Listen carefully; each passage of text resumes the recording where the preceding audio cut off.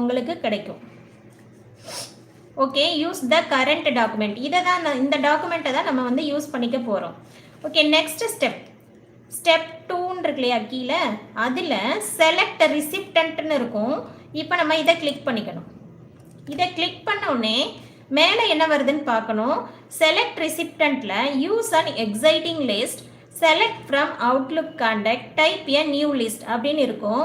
இப்போ use and exciting list அப்படிங்கிறது என்னென்னா, நம்மளோட அந்த கம்பெனியோட ஸ்டாஃப்ஸோட அட்ரஸஸ்லாம் ஆல்ரெடி சிஸ்டத்தில் சேவ் பண்ணி வச்சுருந்தாங்க அப்படின்னா அதை வந்து யூஸ் அண்ட் எக்ஸைட்டிங் லிஸ்ட்லேயே வச்சுட்டு நம்ம இந்த ப்ரௌஸை கிளிக் பண்ணி உள்ளே போய் அட்ரஸை எடுத்துக்கலாம்.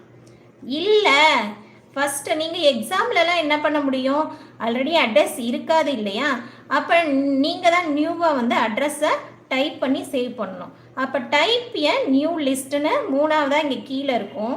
அதை செலக்ட் பண்ணிக்கோங்க. அதை செலக்ட் பண்ண உடனே